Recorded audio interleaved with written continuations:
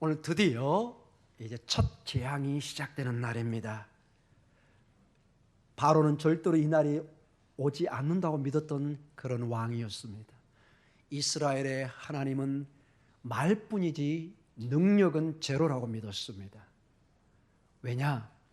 자기의 날강의 신과 자기 자신이 신이기 때문에, 태양신이기 때문에, 온 우주의 중심이기 때문에 그 어떤 것도 자기들을 범접하거나 자기들을 괴롭히거나 조절할 수 없다고 믿었던 그들에게 오늘 하나님의 때에 이제 첫 재앙이 시작되고 있습니다. 오늘 이 재앙은 나일강에 관한 것입니다. 나일강. 이 나일강은 제가 곧 이제 사진으로 보겠지만은요, 제가 계속해서 강조했던 것처럼 이제 앞으로 전개될 열 재앙은 단순한 재앙이 아니라 직접적으로 이집트인들이 의지하고 믿었던 신들을 공격한 것이었습니다. 이집트에는 8가지의 대표적인 신이 있었습니다. 그 신들은 이집트의 3가지 가장 강력한 자연적 힘에 연결되었습니다. 첫째는 나일강입니다. 이집트인들에게 이 생명은, 여러분 이제 이집트에 가보시면 알고, 이제 사진으로 조금은 나오지만은요, 그냥 사막 한가운데 아무것도 없어요. 그냥 비도 오지 않는 나라입니다. 평균 강수량이 50mm도 안 될 때가 있어요. 그냥 비가 안 오는 나라입니다. 온도가 어떨 때는 50도 이렇게 올라갑니다. 사람이 사는데 굉장히 힘듭니다. 물론 지중해 쪽은 좀 일부 살기가 좋지만은 대부분의 이집트 땅은 절대로 사람이 사는데 좋은 조건이 아닙니다. 그러나 그들이 세상의 가장 큰 문명과 어떤 그 역사를 이뤘던 것은 나일강 때문에 그런 것입니다. 나일강. 모든 것이 그들이 의존했던 것이 나일강이었습니다. 그 다음에 이집트 땅이었습니다. 그 다음에 하늘, 즉 나일강과 이집트 땅과 그걸 지배하는 하늘, 이 3가지 자연 조건이 그들에게 가장 중요한 신들의 영역이었습니다. 앞으로 우리가 살펴볼 10가지 재앙도 이 3가지 영역에 정확히 연결됩니다. 첫 번째로 우리가 오늘 보는 이 나일강의 피로 보라는 이 문제와 피와 그 다음에 보는 개구리 재앙은 전부 다 나일강에 해당되는 것입니다. 피와 개구리. 그 다음에 3번째 재앙이 티끌, 4번째 파리, 5번째 가축 죽음, 악성 종기. 이것은 전부 다 땅과 연결된, 땅의 신들과 연결된 이집트의 신들이었습니다.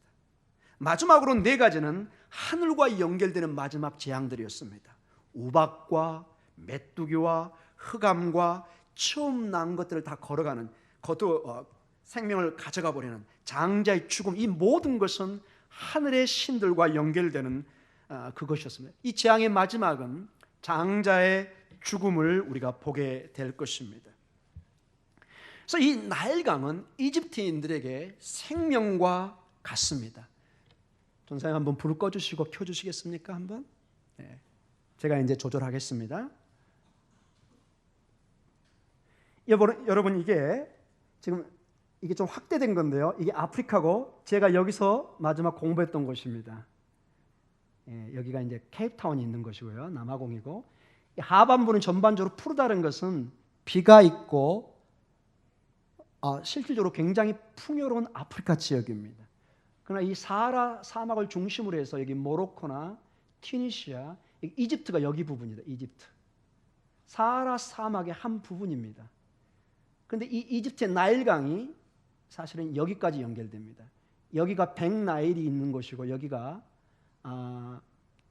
블루나일, 청나일이 있는 곳입니다. 여기가 이디오피아 이쪽 라인이고 이쪽이 우간다, 또 그 다음에 수단 이쪽 방향입니다. 그러나 대부분의 물의 70% 이상은 이쪽에서 갑니다. 비가 오면은 지도상은 이렇지만은 이쪽 부분이 오퍼입니다. 훨씬 높습니다. 약 한 2,000m 이상 높습니다. 그리고 점점 물이 낮은 곳인 지중해 쪽으로 흐르면서 이 물이 이렇게 흘러서 이게 나일강을 이루는. 그래서 실질적으로 이 나일강은 사실은 이집트하고는 전혀 상관이 없는 것입니다. 모든 여름의 홍수와 비가 여기서 시작돼서 이 물이 모든 그 좋은 영양분을 가지고 약 한 6,700km를 내려갑니다. 몇 킬로요? 6,700km. 별로 감이 안 오시죠? 부산에서 저기 중국 어디 끝에까지 가는 거예요. 세계에서 가장 긴 강 중에 하나입니다. 그래서 여러분, 성경에 나오는 그 요셉의 사건 때 그 가뭄이 7년 가뭄, 7년 그 풍년이 나오죠. 그때 그것은 이집트하고는 아무 상관이 없는 거예요. 여기 이 밑에 부분이 가뭄이 들었다는 거예요. 이집트는 처음부터 애초에 비가 많이 안 내려온 나라예요. 이집트의 나일강의 모든 홍수의 여건은 밑에가 아니죠. 상부 아프리카의 이 우간다나 이 지역과 이디오피아, 소말리아 이 지역의 강수량과 절대적으로 비례합니다. 그래서 이 부분이 상부 이 부분이 가물면은 물의 양이 줄어들면서 여기에 가뭄이 들기 시작합니다. 지금은 이제 아스완댐이나 댐으로 조절하기 때문에 물 전혀 다른 나일강의 상황이지만 고대 때는 매년 약 물리 홍수가 한 10m 이상 물이 높이로 이렇게 전체를 쓸어갑니다. 나중에 제가 성경 공부 시간이 있으면 좀 더 자세한 사진으로 설명을 하겠습니다. 그래서 어마어마한 어떤 그 좋은 흙들이, 원래 그래서 이집트는 케메트라는 독특한 이름이 있습니다. 이집트란 단어는 그리스 사람들이 지은 것입니다. 원래 자기들은 케메트라고 검은 나라라 이렇게 불렀습니다. 검은 나라. 왜냐? 항상 여름 장마에 그 거름진 흙들이 밀려와서 검은 흙들이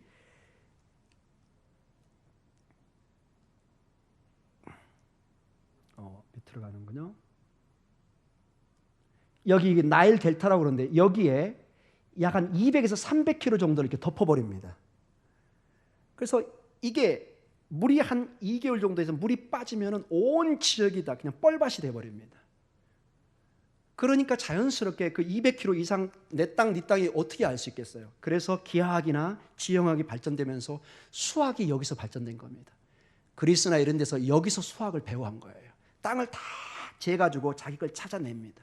씨만 뿌리면 그냥 자라나고 대풍년을 얻을 수 있습니다. 기가 막힌 곳입니다. 자, 여기 보면 자세하게 이제 여기가 이런 식으로 나왔고요. 조금 더 보면은 자세한 모습이 나옵니다. 여기 심한 인공위성으로 이렇게 사진이, 물론 이 사진은 제가 찍지를 못했습니다. 어떤 분들의 도움을 받아서 저 위에서 실선처럼 보이는데 나중에 이 나일강에 대해서는 좀 더 설명을 하겠습니다. 이것이 바로 주전 5세기의 이 그리스의 역사학자, 그 유명한 헤로도토스가 이렇게 얘기했습니다. 여기를 보면서 이집트는 나일강의 선물이다. 나일강이 없으면 그냥 전무합니다. 생명을 논할 수가 없습니다.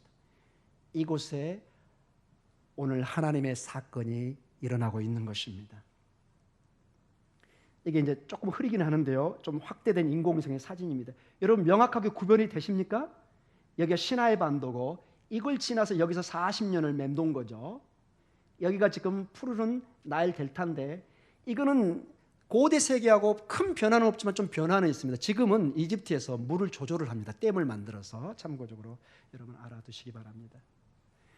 여기는 아마 이제 카이로를 가보시면 알겠지만 이게 사진만 좀 멋있습니다. 좀 깊이 들어가면 좀 냄새도 나고, 사람 사는 데가 물론 그렇죠. 이건 역사가 여러분 수천 년 된 도시예요. 그래서 여러분이 기대하시는데 상당히 그래도 개발을 해서 이게 가능한 게 이 나일강이 약 거의 7,000km, 6,700km 정도는 되는데 이 나일강을 전부 댐을 만들어가지고 물을 조절하기 때문에 여기가 옛날 같으면 다 물에 잠겨야 될 곳입니다. 근데 이걸 조절해서 여기에 카이로, 지금의 그러니까 하부, 이게 옛날에는 이집트가 히브리 원어에는 미츠라임이라고 되어 있습니다. 미츠라임. 그래서 여기 보면은 보시겠지만 이렇게 길게 나와 있습니다. 그래서 여기가 상부 하나의 이집트 나라가 하나 또 있었습니다. 그리고 여기 하부가 있었고 이게 나중에 하나가 되면서 하나의 이집트라는 통일 국가가 됩니다. 그러나 전통적으로는 두 나라가 있었습니다. 그래서 성경 히브리어는 이집트를 미츠라임, 임이 붙으면 히브리어는 복수형입니다.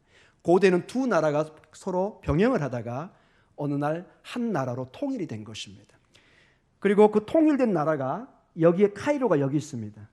여기를 중심으로 이제 이렇게 수도를 정하고 이집트 사람들이 거의 뭐 좀 심한 얘기로 90% 이상이 여기 산다고 보시면 됩니다. 그러니까 얼마나 막 그 서울 시내 여러분 뭐 복잡하다고 그러는데 별로 여기에 오시면 서울은 그냥 한가하네 아마 이럴 수도 있을 것입니다. 지금 이런 곳인 것을 여러분 참고적으로 봐주시고요. 그 다음에 제가 계속해서 볼게. 자, 이게 윈공위성으로 저녁에 이렇게 찍은 저녁에 이렇게 딱 그 나일강을 중심으로 불빛이 있는 것을 여러분 보실 겁니다. 특별히 여기에 불빛이 많죠. 여기가 수도가 있기 때문에. 그리고 여기가 지중해입니다, 여러분. 그 다음에 이 나일강을 대표하는 세 가지 신이 있습니다. 오시리스, 눈, 하피라는 게 있습니다. 오시리스, 눈 또는 누, 하피 신이 이 나일강을 지배하는 신이었습니다.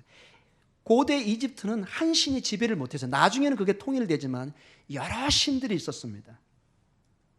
이게 그 유명한 오시리스 신입니다, 여러분. 이 오시리스는 이 나일강이 오시리스의 신의 핏줄을 통해서 흐른다고 그들은 믿었습니다. 이게 바로 그 유명한 오시리스, 이 벽화에서 제가 그린 것이 아니라 벽화에서 따온 것입니다. 그 다음에 나일강의 생명을 상징하는 이게 누 또는 눈이라는 신입니다. 그래서 그들은 이 신을 또 의지했고요. 그 다음에 가장 중요한 게 따라해볼까요? 하피. 하피 신이라는 게 있습니다. 이게 하피 신인데 가장 중요한 신입니다. 나일강에서는 이 홍수의 신입니다. 나일강에 이 홍수 물을 조절하는 신입니다.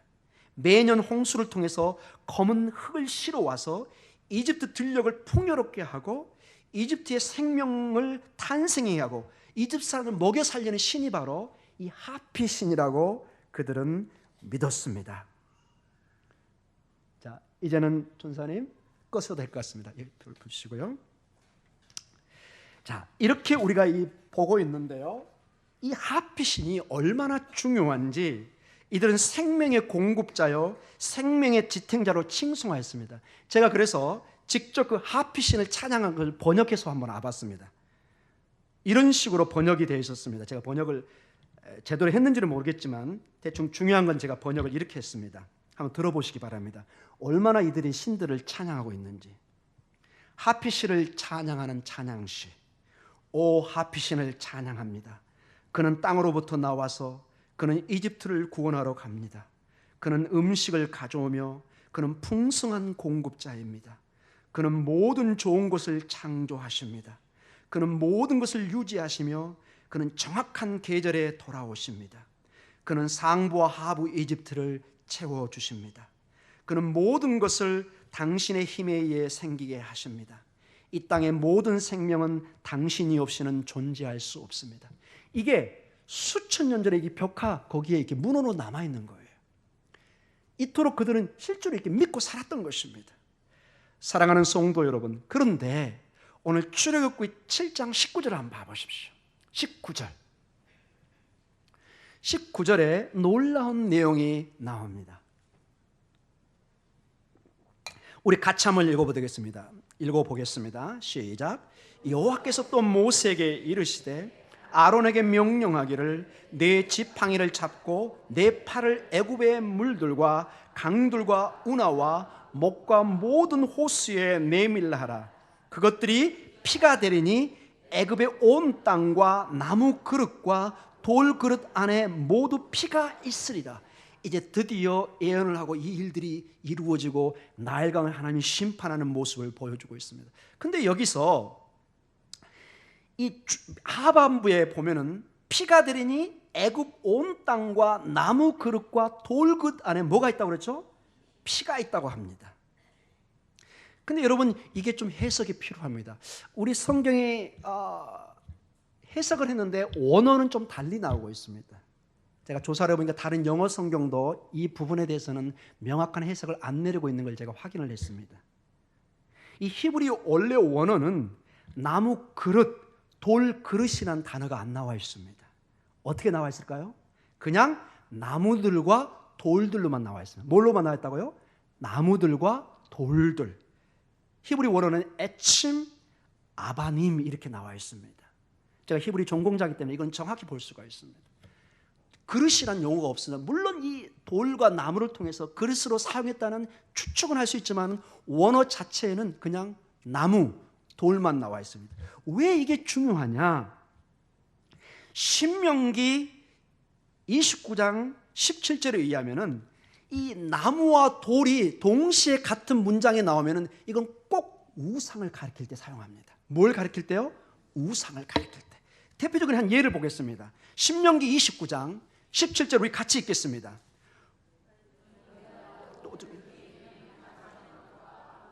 과 은금의 우상을 보았느니라. 자, 이 본문은 모세가 이스라엘 백성들에게 우상 섬긴 것을 경고하면서 주신 말씀인데, 너희가 또 그들 중에 있는 가증한 목석, 뭐죠? 나무와 돌입니다.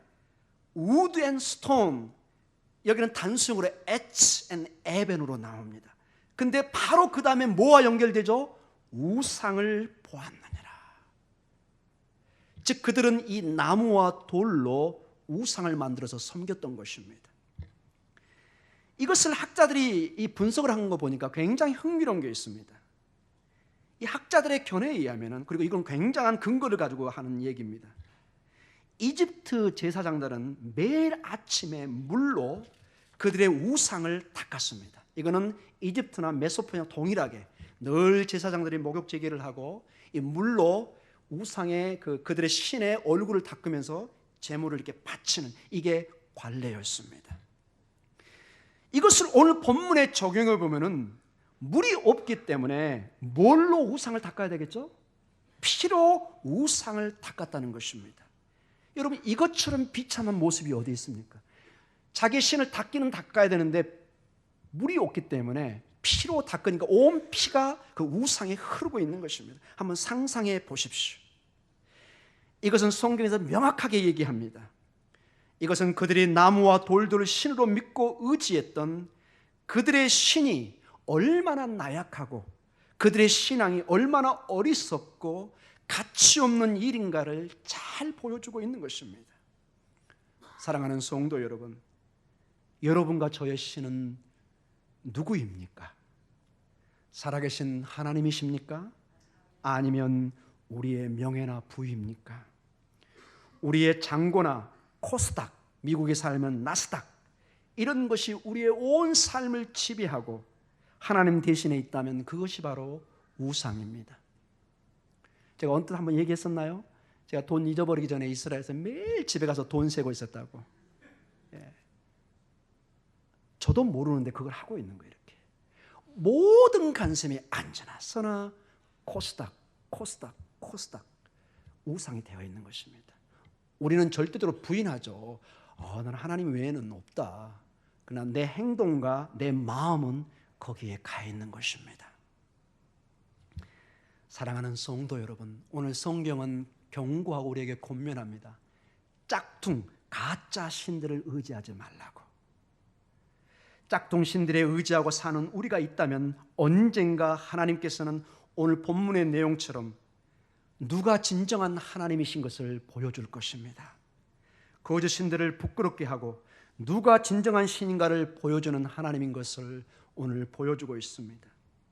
사랑하는 성도 여러분, 오늘 그런데 반대 급부가 나옵니다. 22절을 한번 보도록 하겠습니다.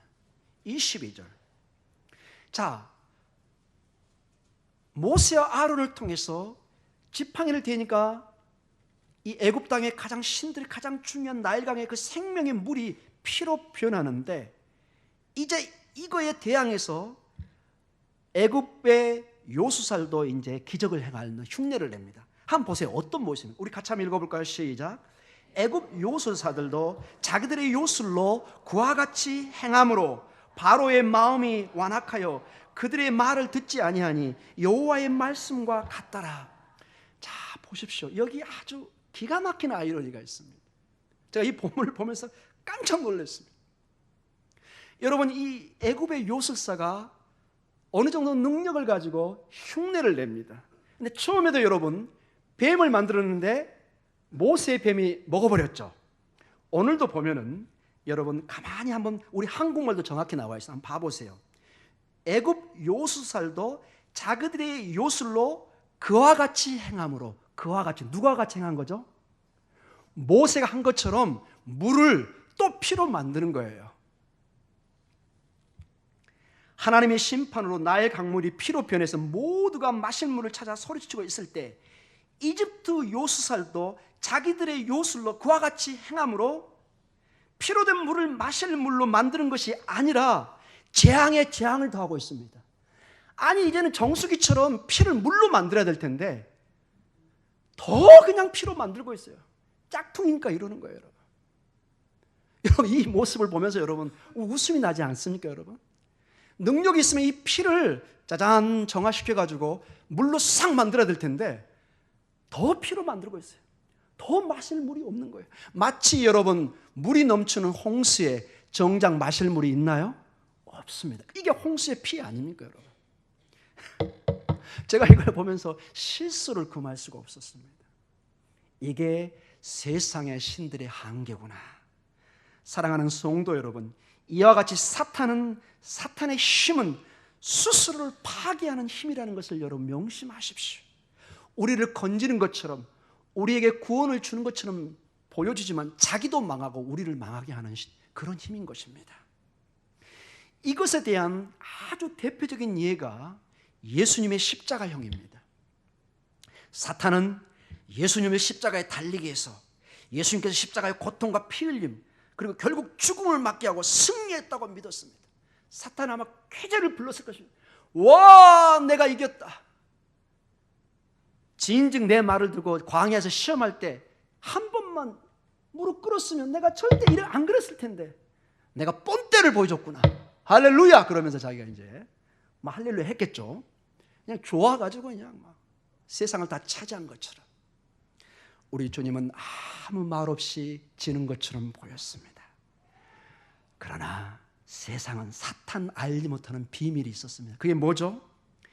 하나님은 예수님의 십자가의 죽음을 통해서 모든 믿는 자에게 하나님의 분노를 쏟아 부으시고 우리의 죄를 씻게 하십니다. 그리고 그것으로 끝나는 것이 아니라 3일 후에 예수님은 부활하셨고 하나님 보좌 우편에 앉게 하셨습니다. 마귀는 뒤늦게 깨달았습니다. 마귀의 가장 큰 승리는 사실은 그의 비참하고 처절한 패배였다는 것을 알게 된 것입니다. 게임은 이미 끝났습니다. 사랑하는 성도 여러분, 마귀의 게임은 이미 결과가 뻔히 보이는 것입니다. 제가 한번 예를 들었죠.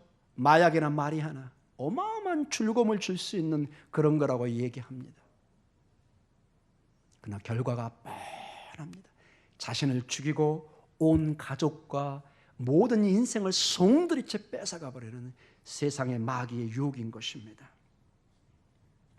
사랑하는 성도 여러분,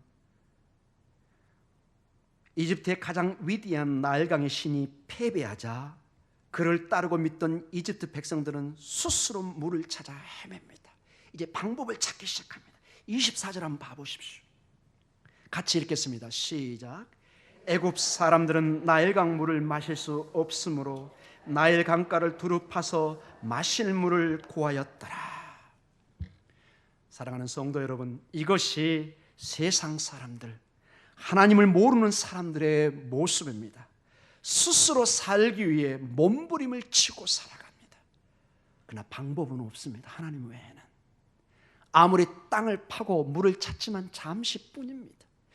영원히 그들은 목마르게 살아야 됩니다. 주님은 외칩니다. 내게 와서 내 생수를 마셔라. 영원히 너희가 목마르지 않을 것이다. 아멘. 계시록 16장 3절과 7절에 오늘 이 사건을 마지막에 중요한 심판의 모습으로 보여주고 있습니다. 거의 비슷한 내용이 그대로 나옵니다. 계시록 16장 3절에서 7절을 중요한 내용이기 때문에 우리 같이 읽겠습니다. 시작. 둘째 천사가 그 대접을 바다에 쏟음에 바다가 곧 죽은 자의 피같이 되니 바다 가운데 모든 생물이 죽더라. 셋째 천사가 그 대접을 강과 물 근원에 쏟음에 피가 되더라. 내가 들으니 물을 차지한 천사가 이르되 전에도 계셨고 지금도 계신 거룩하신 이여 이렇게 심판하시니 의로우시도다. 그들의 성도들과 선자들의 피를 흘렸으므로 그들에게 피를 마시게 하신 것이 합당하나이다 하더라. 또 내가 들으니 제단이 말하기를 그러하다. 주 하나님 곧 전능하신 이시여 심판하시는 것이 참되시고 의로우시다 하더라. 아멘. 우리에게 피를 흘리게 하고 우리의 피를 마셨던 모든 원수와 적들을 하나님이 심판하신다는 내용입니다. 이것이 계시록에, 그래서 우리는 이렇게 창세기와 계시록까지 하나님의 모든 계획을 가지고 있는 것입니다. 힘들고 때로는 어렵고 신앙의 싸움을 하면서 여러분 낙심하지 마십시오. 이미 우리는 결론을 가지고 있습니다. 인내하시면 됩니다. 반드시 우리의 눈물을 닦으실 하나님, 눈물을 흘린 자에겐 기쁨의 탄을 거둘 날을 주실 하나님, 여러분 그 신앙을 가지고 있으면 담대할 수 있습니다. 오늘 계시록에 하나님께서 정말로 그들에게 피를 쏟으시며 온 바다가 피밭으로 변하면서 하나님의 심판을 보여주고 우리의 원한을 풀어주는 것을 보여주고 있습니다. 사랑하는 성도 여러분, 이것은 하나님의 강력한 종말의 심판을 보여주고 있습니다. 우리의 주님의 크신 은혜 안에 마지막 기회가 우리에게 주어지고 있습니다. 그러나 그들은 회개하지 않고 하나님께 돌아오지 않습니다. 계시록 16장 9절에 이런 말씀이 있습니다. 참으로 놀라운 소식입니다. 같이 읽겠습니다. 시작. 사람들이 크게 태움에 태워진지라 이 재앙들을 행하는 권세를 가지신 하나님의 이름을 비방하며 또 회개하지 아니하고 주께 영광을 돌리지 아니하더라. 여러분 지금 이 모습이 바로의 모습이 아닌가요, 여러분? 끝까지 마음이 완악해지면서 하나님의 이 기적을, 하나님의 구원의 기회를 받아들이질 못하는 참으로 안타까운 모습을 우리가 보게 됩니다.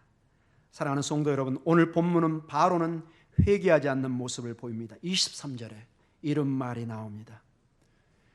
바로가 돌이켜 궁으로 돌아가고 그 일에 관심을 가지지도 아니하였고. 사랑하는 성도 여러분, 오늘 본문은 우리에게, 우리 성도들에게 강력하게 권고와 말씀을 주고 계십니다. 다른 신들을 섬기지 말라. 왜냐하면 그것들은 우리를 구하지 못한다는 것입니다. 하나님만이 우리의 구원자여 우리에게 승리를 주실 것입니다. 매번 듣는 얘기지만 매번 들어야 됩니다. 마치 매번 순간순간 마시는 이 공기의 호흡이지만 누가 이걸 싫다고 안 마신 사람 어디 있습니까? 여러분 공기 마시기 싫다고 나 안 마시겠어요? 안 됩니다, 여러분. 하나님의 생명을 그렇게 생각해 보십시오. 하나님의 영원한 생명이 우리의 호흡과 같다고 얘기합니다. 이거는 내 선택의 여건이 없는 거예요. 주의 생명이 없으면 나는 죽는 거예요. 아멘. 이것은 내가 숨을 쉬고 안 쉬고 내 결정권이 아니에요. 나는 살기 위해서 본능적으로 이 호흡을 해야 되는 것입니다. 내 영혼이 살기 위해서는 나 잠시 가끔 여러분 전도하면 그런 얘기 있죠. 좀 방학 좀 하고 한 50대까지. 그분 100세 돼도 안 나오십니다. 여러분 신앙은 방학이 없습니다. 하나님의 기회가 있을 때, 하나님의 은혜의 단비가 내릴 때 그것을 받아들여야 됩니다. 그래서 우리 주변에 이런 신앙을 완강히 거부하는 분이 계시다면 정말 우리가 눈물의 기도를 드려서 하나님의 은혜의 이른비와 늦은비가 내려서 그 광팍한 땅이 촉촉이 젖을 수 있도록 우리 기도하며 나갔으면 합니다. 우리는 억지로 세상을 돌이킬 수는 없습니다. 하나님의 은혜가 아니면은, 하나님의 은혜가 아니면은 이것은 불가능합니다. 하나님께서 우리가 알지 못하는 방법으로 우리를 살려가듯이 우리 교회와 우리 사랑하는 가족들과 심지어는 믿지 않는 우리의 가족들과 친척들과 이웃들에게 하나님의 이 은혜가 함께 임해서 함께 우리가 하나님의 나라에 들어갈 수 있는 그 영광과 기쁨이 넘치기를 기도합니다. 기도하겠습니다.